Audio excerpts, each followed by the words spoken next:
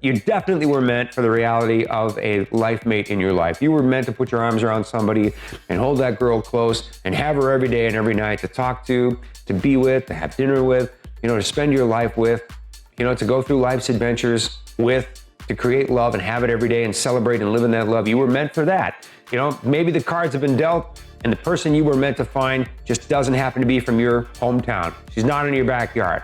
But it's a big world, and there are lots of ways to traverse distance and meet women. People fly in planes all year long, right? People go to tourist destinations all the time. The places that we go to are very, very touristy.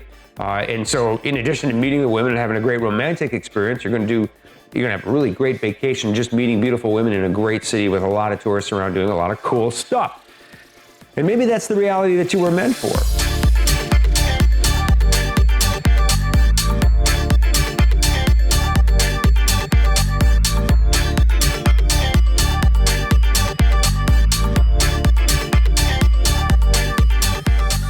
Again, one of the biggest myths about these women is that they're dying to get out of their country and get into ours. 99% of the time, that's completely not true. They will come to our country. They will come to your country because you're falling in love. You're a couple who is in love, and it makes most sense most of the time that the girl is going to come to the guy's country because that's where he thrives, that's where he's rooted, that's where he works, that's where he earns an income upon which everything depends, right? So most of the time, the women, they'll join an agency, maybe not knowing all of the answers to all of the questions that are going to come up, but in their heart, they'll basically rationalize, if I fall in love with a guy, I'm not here to just fall in love with anybody, but if I do fall in love with the right person, I would definitely relocate in order for us to be together rather than to lose that love once we create it.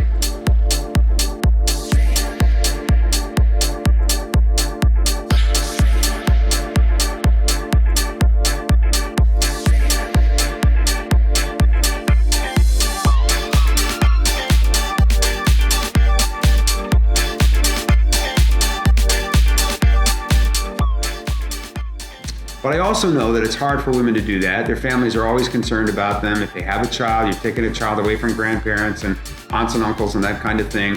And they want the woman to be able to travel back home as often as possible, whatever that is. Once a year, once every 18 months, something like that, just to maintain those family relations and just to be together. If you have the ability to hang out at her country for any period of time, I think most women are going to be really thrilled about that. The information is definitely out there somewhere, my friend.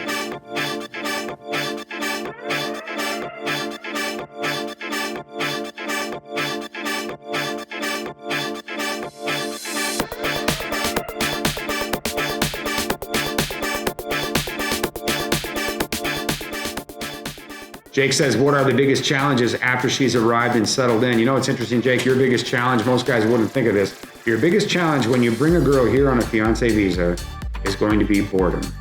So it's going to take a little bit of time before she's able to work. You are probably going to go to work and come home every day and she'll be waiting. She has a child to care for, a child is in school, meals to cook, that sort of thing. That'll definitely help her a lot. But it's challenging for women when they first come here if they can't work right away. She'll be able to work eventually, but you may need to find a way to just kind of keep her occupied and keep her busy a little bit. And again, if she has a child, that's certainly going to help her a lot. If you have friends who have wives from her neck of the woods, some of your tour partners, for example, may also be, having fiancés from your tour and therefore from her city. Can you establish an online network so you can all communicate with each other very, very easily? The reality is you'll be two people who are falling in love, and wanting to spend your future together. So whatever comes up, you'll get through. You just have to be compassionate, understanding the fact that you're asking and anticipating what her needs might be when she comes here. Very, very important. She's going to want to have good communication with her family back home. They talk to their mom every day, man, every day.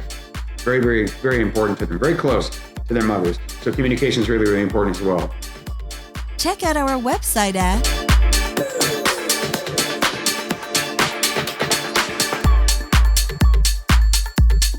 If you enjoyed this video or want more information, please like our videos and subscribe to our channel.